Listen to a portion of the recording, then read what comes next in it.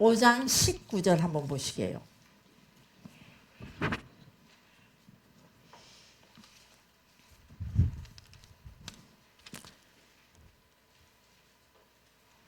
시작. 그러므로 누구든지 이 계명 중에 지극히 작은 것 하나라도 버리고 또 그같이 사람을 가르치는 자는 천국에서 지극히 작다 일컬음을 받을 것이요 누구든지 이를 행하며 가르치는 자는 천국에서 크다 일컬음을 받으리라. 아멘.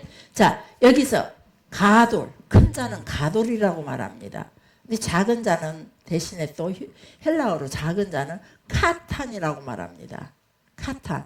이 개념을 가지고 하나님의 나라를 가르침에 있어서 오늘 이 시간에 저도 하나님의 나라를 가르치는 자리에 이 자리에 있습니다. 이 가르침에 있어서 그 나라의 가장 기본적인 원리에 부합하게 가르치느냐 그렇지 못하느냐 이걸 가지고 큰 자냐 작은 자냐라고 말할 수 있다는 겁니다. 하나님 나라를 가르칠 때 우리가 생각했을 때 가장 작다고 생각하는 계명도 무시하면 안 된다는 거죠. 정확하게 가르친다면 가장 작은 계명 하나라도 정확하게 중요하게 여기고 가르친다면 그는 하나님 나라의 원리에 부합한 자라는 거죠. 그래서 예를 들자면 형제에게 제가 누구죠? 이 친구에게 욕하고 수치를 주고 이런 것들은 그냥 작은 일이라 무시해버리고 또 보면은 막 칼로 사람을 죽이고 살인하고 이런 일은 큰 자다. 그리고 큰 일이다. 자, 이런 일들 중에 하나는 큰 일이기 때문에 사람을 죽인 일에는 우리 모두가 다 한결같이 말해요. 그러나 내가 화가 나서 친구 상대를 무시하고 때로는 내가 무시하는 거 내가 말하는 건 여러분들 크게 말합니다. 근데 자기들끼리는 가만히 보면 사람에게 상처도 많이 주고 무시도 많이 하고 그러면서 우리가 말하는 한마디 갖고는 목회자들이 말하는 것 갖고는 엄청 크게 부딪힌가 봐요.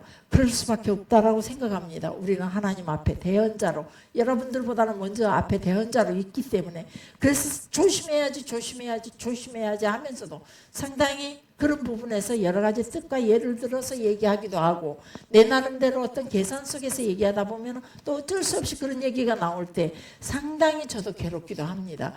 그러기는 하지만 어찌됐건 형제에게 욕하고 수치를 주는 일에 작은 일이라고 말하고 그러면 그까짓 건 아무것도 아니야. 그런데 사람을 죽이는 일은 아주 큰 범죄야.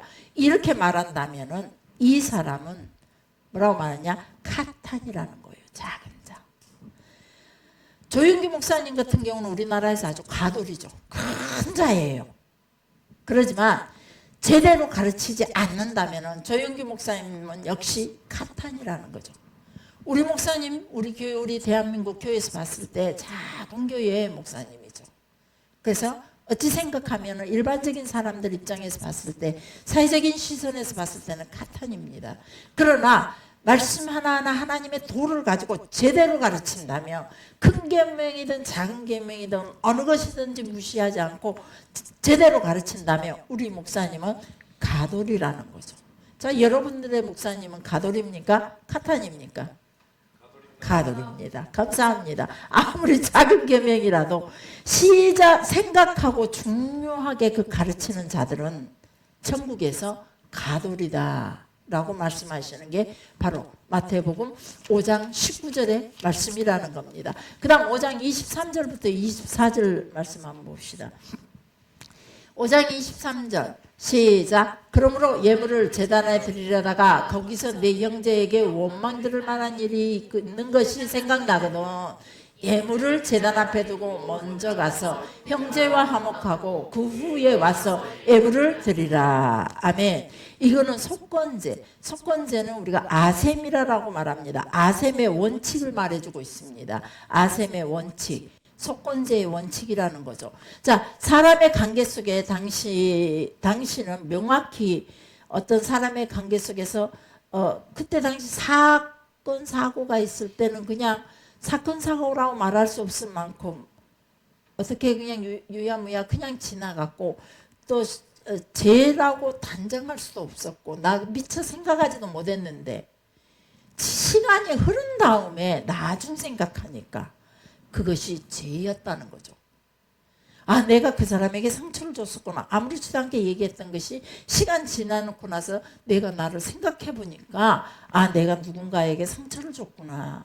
내가 그때 누군가에게 말을 잘못했구나. 오해를 했구나. 아니면 누군가 문제에 손해를 끼쳤구나. 이런 생각이 들었을 때 그때에 하나님 앞에 재물을 가지고 하나님 앞에 속건제 예물을 드리러 오는 길에 생각이 나가들랑, 그리고 그 이전에 생각이 났다 할지라도 하나님께 재물 드리는 걸 잠시 멈추고 돌아가서 그 문제를 해결하고 직접 용서를 구하고 다시 재물을 가지고 하나님 앞에 나와서 그 재물을 드리라는 겁니다. 이것이 아셈의 원칙을 마태복음 5장 23절 34절 말씀에 산상수훈으로 예수님께서 말씀해 주시는 겁니다. 죄라는 것은 하나님께 향한 부지중에 지은 죄가 있고, 그 다음 사람을 향하여 부지중에 지은 죄가 있습니다. 자, 하나님을 향한 부지중에 지은 죄는 죽음에 해당되는 벌을 받습니다. 그런데 그 부지중에 지은 그 죄라 할지라도 그것을 깨닫는 경우 아셈, 속죄제를 드리고 죄를 속해야만 한다는 겁니다.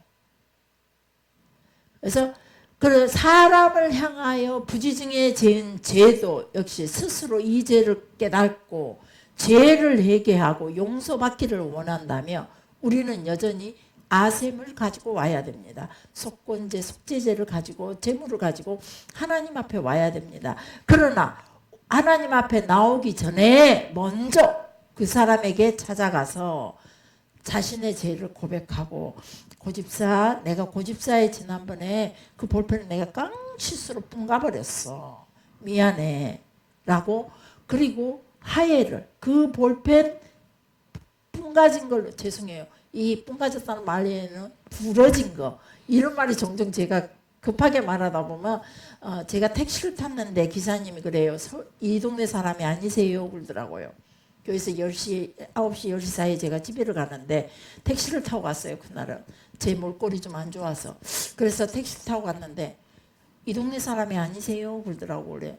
왜요? 그랬더니 말이 표준어를 써서 이 동네 사람이 아닌 것 같아요. 서울 사람 같다나? 저 종종 그런 소리 들어요. 여러분들이 제 말 끝에 자꾸 시비를 걸고 있지만 사실은 저는 바깥에 가면 또 그런 소리를 듣는답니다. 그래서 제가 이거는 대외용이에요. 대내용치는요. 제가 우리 아줌마들하고 앉았으면 수다를 떨면 사투리가 막 나와요. 저는 여기 간양 사람이에요. 라고 설명을 했어요. 그랬는데 네? 뿜가진 거. 네. 이 종종 이게 제가 표준어가 생각이 안 날 때가 있을 때는 여전없이 사투리가 막 튀어나와요. 라고 설명을 했어요. 네. 그러면 어찌됐건 볼펜을 부러진 걸 갖고 고집사가 내내 자기 마음에 불편했던 걸 나는 몰랐어요. 그리고 고집사가 뭔지를 모르게 저거 말을 안 하는 거예요. 그래서 나중에 깨닫고 그 문제가 있었구나. 고집사가 그 때문에 볼펜 뿜간 것 가지고 많이 서운했구나. 그래서 찾아가서 이제 하해 용서를 구하고, 고집사는 그 마음을 딱 풀어서 저하고 하해를 하고 그렇게 용서를 받아야 돼요. 그리고 나서 자신이 부지중에 피해를 준 볼펜의 5분의 1을 더하여 보상을 해야 돼요. 그래서 볼펜이 200원짜리라면 5분의 1을 더 플러스해서 물어주고, 그리고 그 다음 마지막으로 하나님 앞에 아셈, 속건제를 가지고 와서 제사를 드리는 거예요. 화목제와 더불어. 그것이 레위기 6장에 기록해주고 있어요. 이 내용을 지금 이렇게 마태복음, 예수님께서 마태복음 5장 23절 24절을 말씀을 이 레위기에 말하자면 모세의 가르침을, 모세를 통해서 주셨던 그 계명의 가르침을 그대로 예수님께서 다시 완성시키려고 설명을 해주고 있다 이 말이에요. 만약 용서를 내가 구했는데도 불구하고, 그리고 피해 보상까지 했어요. 5분의 1 더해서 피해 보상까지 했는데도 고집사가 영영원히 용서를 안 해주겠대요. 용서를 안 해준다고 그러는데, 그럴 때는 제가 최선을 다해서 용서를 구해야 돼요. 그래도 고집사가 끝내 나를 용서하지 않는다, 화해를 하지 않는다, 그러면 용서받지 못한 나는 죄가 그대로 남아요. 죄가 그대로 남는데 고집사에게는 아무런 문제가 없느냐? 고집사는 나한테 죄가 남도록 했기 때문에 그 죄가 있다는 거죠. 그래서 진정한 용서라는 거는 뭐냐면은 상대에게 죄가 남지 않도록 해야 된다는 거예요. 우리는 내가 그냥 고집사한테가 잘못했다 용서 빌는 것만으로, 그래서 그걸로만 모든 것이 화해가 되고 모든 것이 용서가 되는 걸로 알고 있지만, 우리는 고집사가 나한테 죄가 남지 않도록 용서를 해야 된다는 거예요. 그런데 고집사가 끝내 용서하지 않는다면 나에게는 그 죄가 남아있기 때문에 고집사도 더불어 나에게 죄가 남아있도록, 죄가 묻어있도록 냅둔 그것 때문에 고집사도 죄인이 되어버리는 거예요. 그래서 우리는 용서라는 것은 다른 사람이 죄가 남지 않도록 해주는 게 진정한 용서라는 겁니다. 그게 쉽지가 않더라고요. 그래서 베드로에게 예수님께서 말씀하십니다. 몇 번까지 그러면 용서를 할까요? 죄를 지으며. 그런데 70번씩 7번이라도 용서를 하라. 요즘은 죄를 지으면은 법정으로 가게 되죠.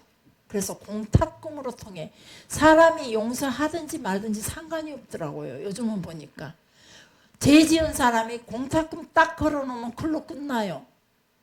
그래서 그 시간이 지나면 그 공탁금은 피해자가 찾아가게끔 돼 있고, 피해자가 못 찾아갈 경우는 국가로 들어가 버리더라고요.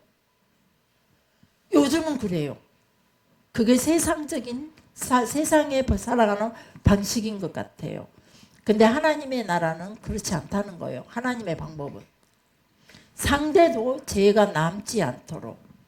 왜 우리나라 법정도 그래야 되는데 돈만 내놓으면은 5분의 1만 더하여 받지도 않고, 뭐 필요한 합의금만 딱 그 공탁금으로 합의를 안 봐주면 공탁금 걸어놓고 끝내버리는 사건들이 너무 많아요.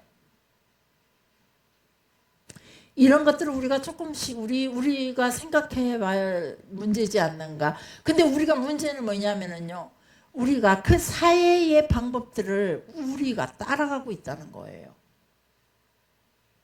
우리는 하나님 나라의 방식을 가지고, 우리는 하나님 나라 방식을 가지고 세상 사람들이 하나님의 나라 방식 속에 속하여 들어올 수 있도록 우리가 본을 보이고 이끌어가며 살아야 되는데, 신기하게도 하나님 나라라는 존재 자체가 너무나 유약해져 버렸고 그 존재 가치가 사라져 버렸어요. 그래서 우리 교회가 세상에 살아가는 방식을 쫓아가기에 바쁜 거예요.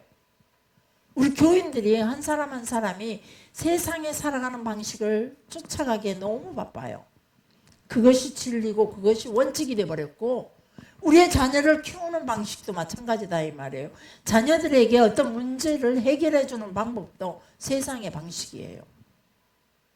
하나님의 방식을 가지고, 우리가 하나님의 방식을 가지고 자녀들을 하나님 방식 속으로 끌어와야 되고, 하나님의 계명을 가지고, 하나님의 규례와 예전을 가지고, 하나님께 제사 드리는 방법, 하나님을 섬기는 방법, 하나님의 계명을 지키는 방법, 이런 것들을 가지고 자녀들을 그 방법 속으로 끌어와야 되고, 나도 그 속에 있어야 될 뿐더러 세상의 사람들에게 그것을 전달시켜주고 그들을 끌어들어와야 되는데, 우리가 반대로 세상의 방법에 이끌려가고 있어요. 그래서 세상의 방법으로 우리의 살아가는 모든 방식을 맞추어서 해결해 가려고 하는 거예요. 그럴 때 하나님께서 주시는 말씀이, 제게 주신 말씀이 무엇이냐면, 너희는 내 백성이 아니다. 세상의 규례가 교회 안에 들어왔고 세상에 살아가는 방식이 교회 안에 들어와서 마치 하나님의 방법인 것 마냥 둔갑하여서 그들이 세상의 방식대로 살아가고 있다. 하나님의 계명과 하나님의 방법은 사라지고 없고 그 세상의 것은 누구냐? 사단이 세상의 주인이다. 결국은 무슨 말이냐면 교회가 사단이 제시하는 방법을 따라, 사단이 요구하는 방법을 따라, 사단이 속삭이는 방법을 따라 세상 방식 따라 살아가고 있다는 교회가. 그래서 내 백성이 아니다. 사단의 자녀들이다. 이게 하나님의 말씀이라는 거예요. 무서운 일이에요. 사단이 제시하는 방법대로 살다 보니 그 끝자락이 바로 지옥이고 멸망이요 저주라는 거예요. 우리는 하나님이 제시하는 방법대로 살아갈 때에 영원한 천국, 영원한 생명이 바로 우리 앞에, 내가 가고 있는 그 길 앞에 마지막 편에 서 있다는 거죠. 세상의 방식을 요구했던 그들에 대해서 쫓겨났고 세상의 방식을 요구했던 그들이 노아의 홍수로 다 몰살되었어요. 세상의 방식대로 살아가고 있는 그들에게는 하나님이 나의 역사가 아니고 나의 백성이 아니고 나의 것이 아니다. 그래서 하나님께서 특별히 당신의 방식대로 살아가는 자들을 통해서 당신의 뜻을 이루어가는 거예요. 그들로 통해서 기적과 이적이 일어나고 그들로 통해서 하나님의 부요가 풍족하게 드러나게 되고 그들로 통해서 하나님의 은혜가 넘치도록 강같이 흐르게 된다는 거죠. 그들로 통해서 진짜의 생명이 흘러간다는 거예요. 우리가 살아가는 모든 삶의 방식이 누구의 방식으로 내가 오늘도 내 자녀에게 자녀를 대하고 있으며 나와 남편의 관계 속에 내가 세상의 방식을 따르고 있는지 아니면 사단의 방식을 따르고 있는지, 교회 안에서 우리 각 기관들이 행하는 모든 일에가 세상의 방식인지 하나님의 방식인지 우리 철저하게 점검해 가면서 가야 된다는 거예요. 어느 순간에 교회 안에 들어와서 우리 것이 하나님의 것인 것처럼 우리 것인 것 마냥 이미 둔갑해 있기 때문에 우리는 여기에서 깨어서 기도하면서 하나님의 예정과 규례의 본래의 모습을 찾아가면서 세상을 거슬려서 반대편으로 우리는 살아야 된다는 거죠. 세상을 따라 사는 삶이 아니라. 불행히도 교회는, 여러분 우리 성도 한 사람 한 사람이 교회잖아요. 불행히도 이 교회들은 세상의 방식을 따라 살기에 가래기가 찢어진다 이 말이에요. 믿음이 파괴돼 버리고 세상을 따라 살기에 너무 바쁘다 보니까 하나님과의 관계, 교제를 찾을 수가 없고 하나님의 예정과 규례와 계명이 사라지고 없다는 거예요. 그래서 이런 내용들이 전체가 예수님께서 하시는 말씀 전체가 바로 구약 율법을 이루는 완성시키기 위해서 다시 한번 예수님이 이때쯤 그들이 세상에 흐르는 문화의 방식을 따라, 세상의 문화는 어디에서부터 시작되냐면 자기들이 믿는 종교로부터 시작이 돼요. 각 나라 문화는 종교의 문화예요. 우리나라 문화는 주로 불교 문화뿐이에요. 부처를 섬기던 그 종교가 문화가 되었고 그 문화의 끝자락을 우리는 끝자락에 서서 그걸 우리의 문화로 붙잡고 살아가고 있다 이 말이에요.